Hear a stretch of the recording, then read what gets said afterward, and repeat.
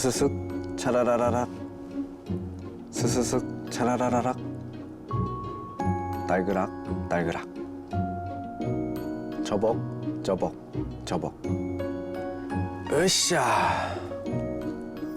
아, 바다는 바라보다의 준말인가 봐요. 바라보다 보면 탄성이 절로 납니다. 아, 저절로. 아, 스님. 아니, 처음에 스님께서 뭐 하시나 했더니만 아니 이게 뭐 마술하시는 건가 했는데 네. 커튼을 막 이렇게 안에 들여보시고 했었는데 이 보니까 바다를 보고 계시더라고요. 네. 오늘 카툰이 이 바라보다였는데 참 또 어떤 일들이 있었는지 좀 궁금하기도 한데 혹시 이제 율리 씨는 이 우리 어라스님 처음 봤잖아요. 네. 보니까 좀 어땠어요? 처음 봐서 그런지 너무 놀랐어요. 왜냐면은 실제 모습보다 많이 다르네요. 아이고 너무 크게 웃었네요. 너무 귀여우시고 얘기 같았어요. 네. 같은 분은 아니에요. 아니에요. 예. 네. 지찬 스님이시고. 다른 네. 분이라는 거. 네. 귀여워지도록 노력하세요. 네, 보니까 한국 사람들이 말을 잘 줄이는 것 같아요. 네. 그렇죠. 예. 바라보다. 네. 맞아요, 바다. 근데 저희 되게 멋지시죠. 전에도 줄임말 이런 얘기들을 했었잖아요. 아, 맞아요. 예. 그런데 진짜 한국에는 특히나 좀 줄임말이 많은 것 같아요. 혹시 뭐 그 얘기하려고 했죠? 얘기하세요. 혹시 카자흐스탄에는 줄임말 같은 게 있나요? 딱 생각이 드는 거 없는데요. 오. 네, 뭐 치맥 같은 거 없어요. 아, 먹고 싶네요. 아, 저는 바다가 나와서 그런데 갑자기 궁금증이 생겼습니다. 어떤 궁금증이 이 생겼어요? 세 분께서 바다와 산 중에 어느 걸 더 좋아할까? 서울 씨는 어떠세요? 저요? 네. 저는 개인적으로 바다를 좋아해요. 이유가 뭔가요? 바다에는 이맘때쯤 바다를 가면 굉장히 재밌습니다. 젊음이 느껴지고요. 아. 그림이 그려. 그리고 사실 그 산은 물론 저희가 이제 절 가면 산에 있기 때문에 산에 자주 가기도 하잖아요. 근데 바다에도 절이 있어요. 그 부산에 가면은 해동 용궁사라고 네. 또 아주 기가 막힌 절이 하나 있습니다. 네.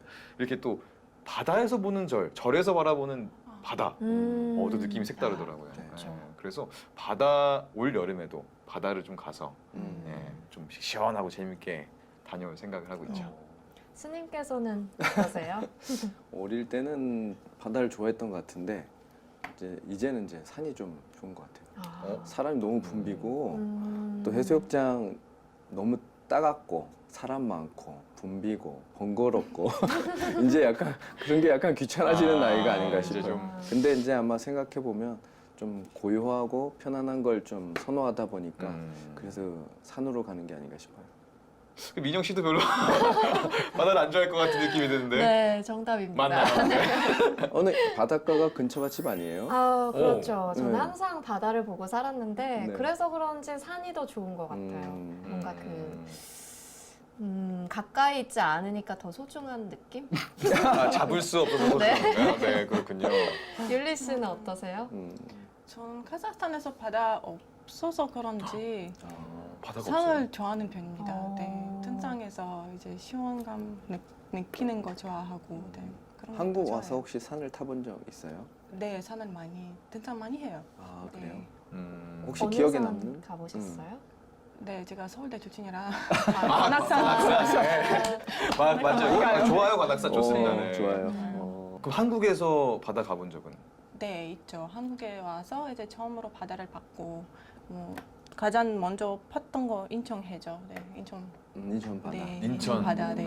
서해 바다. 네, 서해 네. 바다는 네, 많이 봤어요. 거기서 뭐 이렇게 특별한 추억 같은 거 기억나는 거 있어요? 네, 기억나는 거 중에 안 좋은 추억이 있어요. 안좋죠 하필이면. 네. 네, 지난 여름에 친구들이랑 그 물놀이 하고 싶었거든요. 너무 근데 한국 여름은 되게 덥고 그래서 우리 친구들이랑 무인도 갔었는데요. 그날 제가 그냥 아침부터 계속 바다만 꿈꾸고 있었어요. 삼타바퀴 돌렸는데 가봤더니 설물대 그날 갔었어요. 그래서 물이 다 빠져 있었고 우리 코끼만 했어요. 아이고. 네, 그렇죠. 이게 실망스러운 추억이에요.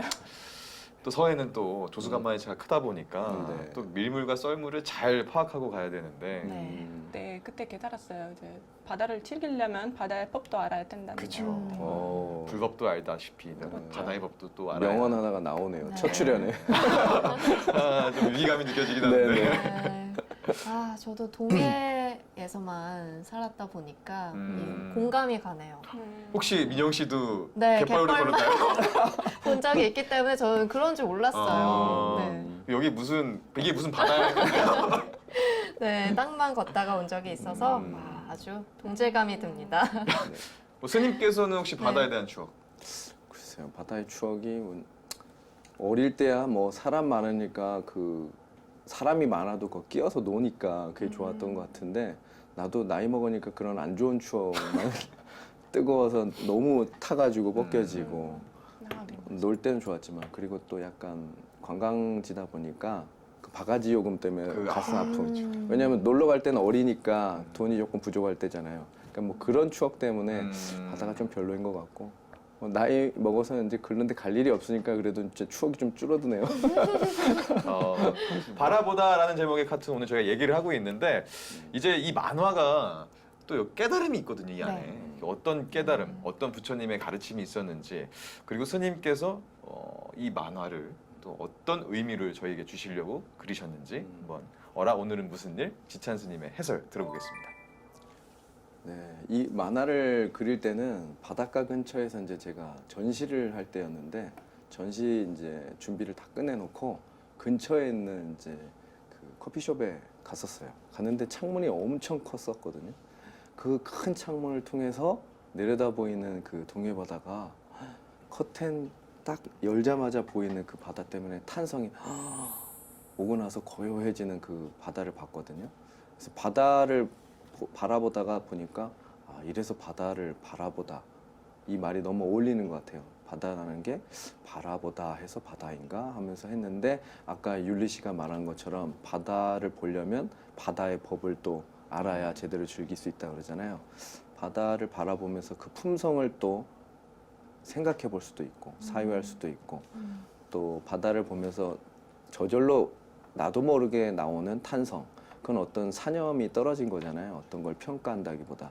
그래서 그거를 마음으로 회귀해서 본다면 내 마음도 그렇게 바라보다 보면 어떤 개념화보다 저절로 나오는 탄성 그게 이제 언어를 넘어선 감동과 감흥이 아닐까 이런 생각으로 이 만화를 그리게 됐어요. 여러분들은 바다 외에 자신의 마음을 바라보면서 그런 사념이 떨어진 감흥 그런 시간이 있었는지 모르겠습니다.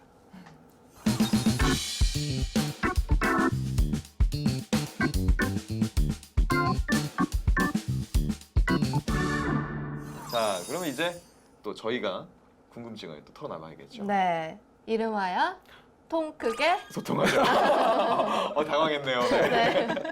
네, 다양한 궁금증들 자유롭게 이야기하는 시간 가져보도록 하겠습니다. 네. 서울 씨 아, 저요? 준비되셨나요? 네, 그럼요. 언제든 준비되어 있죠. 네.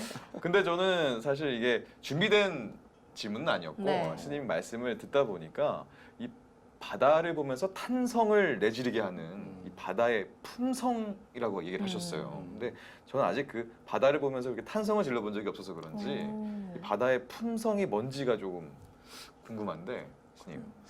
그런 탄성을 개념적으로 설명하기는 어렵겠지만 높은 산에 올라가서 그 아래를 내려다 봤을 때 그 광활함, 시원함 뭐 여러 가지가 있잖아요. 근데 여행을 가면 처음에는 새로운 문물, 문화, 사람들 보면서 공부를 하겠지만 그 오랫동안 여행을 하다 보면 나하고 만난다는 얘기를 하잖아요. 작가들이. 그러니까 외부에 처음에는 시선이 갔지만 그 시선이 다시 그 시간이 오래되면 나한테 회귀되듯이 바다를 바라보면서 처음에는 넓은 바다, 시원한 바다를 보면서 우와 크다, 와 했지만 그거를 오랫동안 바라다 보면 그 바다하고 나가 하나가 돼서 나를 바라보는 마음이 되다 보니까 거기서 오는 탄성이기 때문에 뭐라고 품성이 뭐다 이렇게 얘기는 할 수는 없지만 거기서 오는 탄성인 것을 내가 이제 비유적으로 이제 그리게 됐죠. 그 즉 지찬 스님의 마음은 바다와 같다. 꼭 그런 건 제 아니지만 품성은 바다와 같다. 야, 인간의 이렇게. 마음은 그렇다는 거지.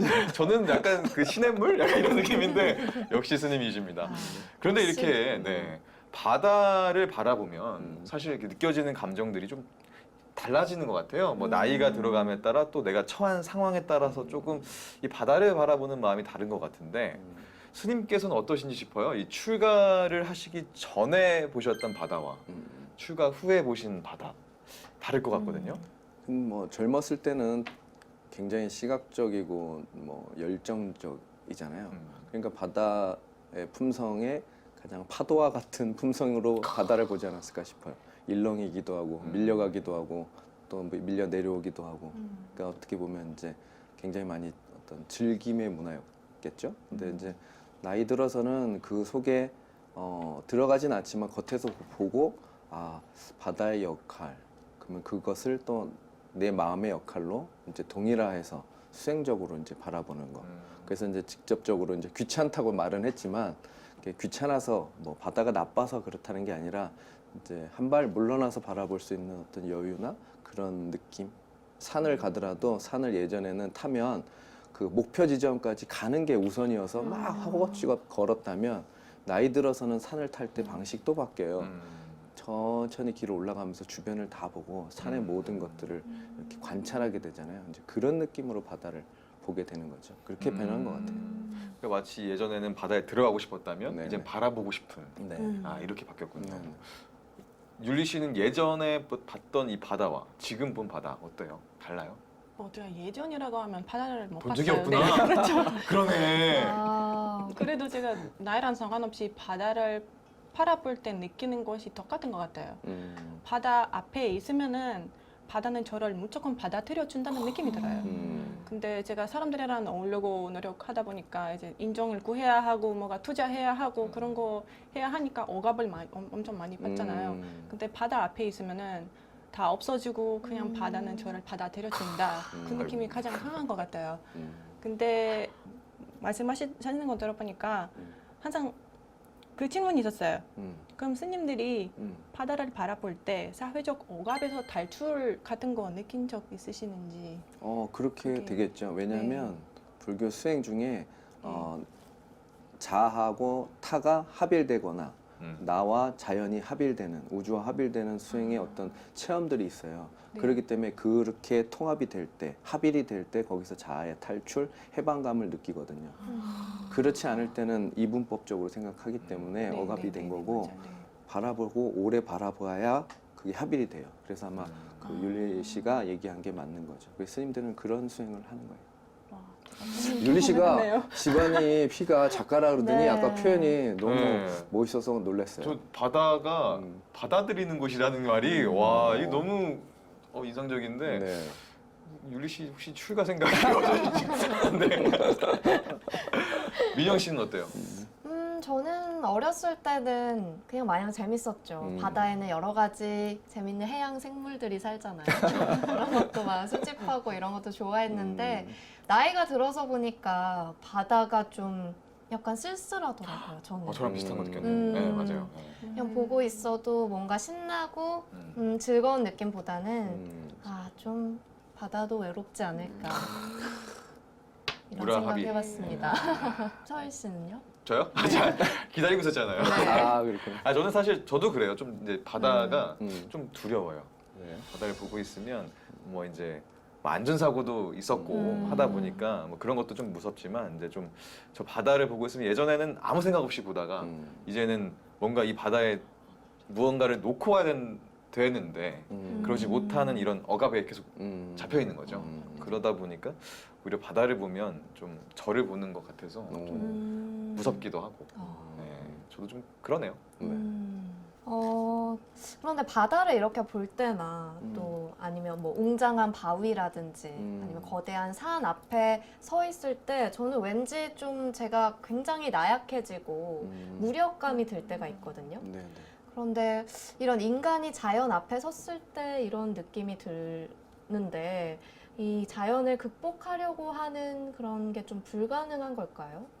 아니에요. 그 이제 불교이면서도 우리는 이제 그 전통적으로 다른 문화를 포용적으로 받아들였었잖아요. 그래서 불교 안에도 보면 우리나라 불교만 아니라 남방에도 보면 약간 샤머니즘 같은 성격이 다 있어요. 네. 근데 자연을 경외시하다 보니까 그것과 하나 되는 그런 것들을 꿈꿨었거든요. 그러다 보니까 우리 이제 유전자적으로 아마 그런 감정을 느낄 건데 사실은 자연이 나하고 다르지 않기 때문에 그런 감정이 들었을 때는 뭐 너무 뭐 그걸 이겨내려고 하거나 뭐 다른 마음을 먹지 말고 자연이 주는 어떤 그런 장단점 같은 걸 한 번씩 떠올려보고 그것과 불교의 기초 교리하고 자꾸 연관시켜서 내 마음을 자꾸 투영시켜보는 게 좋을 것 같아요. 네. 굳이 이기고 극복하려고 애쓰지 않아도 예, 된다는 예, 말씀이시죠? 그렇죠. 네. 제가 이어서 들을 질문이 있는데요. 아까 자연과 인간이 하나가 된다고 말씀하셨는데 네. 제가 한국에 처음에 왔을 때 바다가 자연이다라고 생각하기보다는 바다는 인위적으로 꾸며져 있고 약간 인간의 개입이 많이 들어 있다는 생각이 들었어요. 그래서 스님께서 보시기에 인간은 자연을 얼마까지 견작할 수 있는지에 대해서 경작할 수 그리고 있는지. 견작하면은 그 속에서 이제 자연과 하나가 될 수 있는지에 대해서 뭐 궁금합니다. 아까 율리 씨가 말한 건 해수욕장 같은 경우가 네. 인위적으로 만들었으니까 네. 이제 그렇다고 하는데 인간이 뭐 어디까지 그거를 개발하고 해야 되냐 이런 것들은 저도 크게 생각해 보진 않았는데 자연이라는 거에 이제 큰 포괄적인 의미로 우리는 다가가서 수행을 하는 거예요. 그러니까 바다가 인위적으로 만들어졌기 때문에 저거하고 나하고 하나 되는 게 무슨 의미가 있냐 이런 게 아니라 인위적으로 만들었던 어떻게 했던 그거는 자연의 부산물이고 우리 이 우주적인 삶 안에 같이 공존하고 있기 때문에 거기에서 오는 어떤 저변에 깔린 품성을 이해하려고 해야지 겉에서 막 일어나는 것들을 거기에서 세세한 것들을 다 발췌하진 않아요. 마치 그 바다의 품성 가운데 뭐 중앙안경 거기도 보면 8가지 품성을 나눴긴 했는데 거기에서 파도가 어떤 죽은 시체를 밀어낸다고 하긴 했어요. 그렇지만 그건 파도의 역할이고 깊은 바다의 역할은 또 따로 있거든요. 그걸 우리 좀 더 밑에 있는 것들 이해하려고 노력해야 돼요. 그랬을 때 변화하는 시대적 흐름 같은 걸 좀 같이 읽을 수 있지 자꾸 변화하는 무상적인 부분에 자꾸 마음을 두면 내가 마음이 거기에 휩쓸리게 되거든요. 더 깊이 원래 변하는 거고 가치도 변하는 거고 개념도 변하는 거야. 근데 거기에 깔려 있는 진리를 알려고 노력해야 되는 거죠. 그러면 사람이 뭘 해도 생명의 흐름이 편함이 없다는 그렇죠. 거죠. 그런 것들을 이해해가면서 이용할 수 있어야죠. 그러니까 결국 제가 봤을 땐 자연과 함께 사는 방법 중에 하나인 것 같아요. 네, 해수욕장도 네. 그렇고 뭐 자연을 그대로 그냥 놓고 보는 것만 중요한 게 아니라 네. 자연을 이용해서 함께 자연과 동화되는 것들이 더 이런 어떻게 보면은 이런 해수욕장이나 이런 것들이 있지 않을까 싶어요. 그래서 굉장히 율리 씨가 어려운 질문을 해서 지금 머리가 굉장히 하얘졌는데 네. 좋습니다. 근데 스님께서 대답 과정 중에 이제 한 가지 얘기하신 게 바다의 8가지 미중유법에 대해서 네. 얘기를 하셨어요. 이 파라다 왕이 부처님께 와서 했던 말이었는데 여기에 대해서 부처님께서도 이 불법의 8가지 미중유법을 말씀하셨거든요. 네.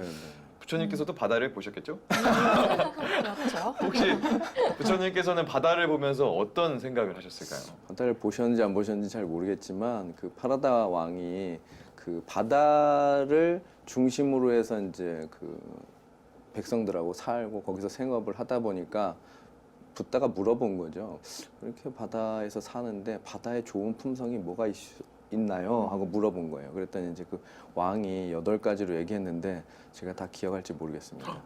그 바다가 이제 깊은데 이제 바닥이 있고 따지고 보면 좁은 데서 시작해서 넓게 바다가 넓어지고 무트로 올라올수록 넓어지고 평평해져서 원만하다는 식으로 아마 얘기했던 것 같아요. 그게 첫 번째고 두 번째는 바다는 그 깊어서 사실 너무 깊은 데는 육안으로 보면 바닥이 안 보이니까 그 깊이가 한량 없다는 뜻으로 얘기했고 또 바다는 짜잖아요. 다 한 맛이잖아요. 그 한 맛이라는 거. 그다음에 아까 잠깐 얘기했던 거 시체를 받아들이지 않아서 파도가 밀어낸대요. 그것도 이제 품성이라 하는데 그것하고 5가지 강물이 여러 가지 강물이 한 바다로 밀려오면 그 강의 이름을 떠나서 바다라는 이름으로 이제 하나가 되고 그리고 바다에는 수많은 보물들 뭐 여러 가지 재산들 있잖아요. 그런 게 있고 그또 약간 종교적인 것 같은데 바다 안에 훌륭한 신들이 있대요.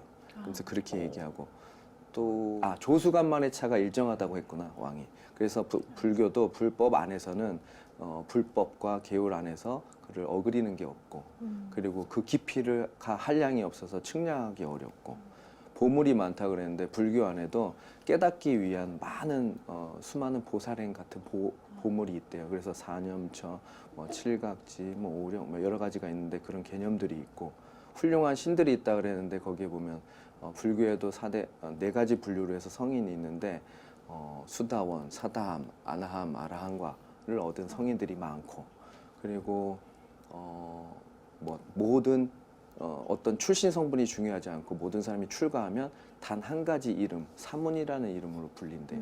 그런 식으로 그 왕이 했던 이야기를 바다의 품성과 불교의 품성을 비교해서 이렇게 얘기를 했죠. 근데 저도 그걸 보면서 부처님이 바다를 보면서도 나는 그렇게 세세하게 품성에 대해서 논하진 않았지만 모든 자연과 우주관이 하나로 통하게끔 늘 보면서 사유했겠구나라는 생각이 듭니다.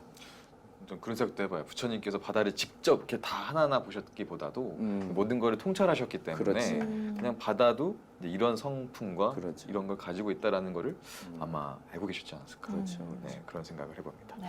네, 저희가 바라보다라는 네, 제목의 카툰으로 얘기를 하고 있는데 자, 이름하여 어라 뭐였느냐. 잘하는데요, 눈치껏? 오, 네. 어. 이제 카툰에 대한 마무리를 해봐야 되는데요. 스님께서 어떤 오늘의 한마디를 잡으셨을지 궁금해집니다. 늘 어려워하긴 했는데 네. 이번에는 단어를 하면 안 될 것 같은 생각이 드네요. 제발 단어 해주세요. 단어로 해주세요. 네. 아까 바라보다를 보면서 하면서 끝냈잖아요 만화가. 그래서 그 탄성인데 그냥 이 제목 그대로 가야 될 거예요. 될 것 같아요. 바라보다. 바라보다. 네. 사실은 요새 이제 남방불교가 유행하면서 사마타 이빠사나 하면서 바라보는 수행이 남방불교의 것만이라고 생각하시는데 그렇지 않고요. 대승불교 그다음에 또 금강승 불교에서도 그 위빠사나가 원래 빨리어이기 때문에 같은 개념으로 씁니다. 그래서 우리도 지관해서 관법으로 얘기도 하고 있고 통일된 건데 그렇게 자꾸 사유하고 바라보다 보면 올라오는 자신들만의 어떤 그 깨우침들이 있거든요. 물론 여러분들께서 만화를 떠나서 모든 생활 속에서 그렇게 탄성과 깨달음과 또 다시 수정하고 이렇게 살고 계시겠지만 한 번 더 되새겨보자는 마음으로 이 시간을 만들었는데 얼마나 탄성을 내지르고 사시는지 궁금합니다. 많은 감동과 감흥으로 삶을 잘 이루어 가셨으면 감사하겠습니다.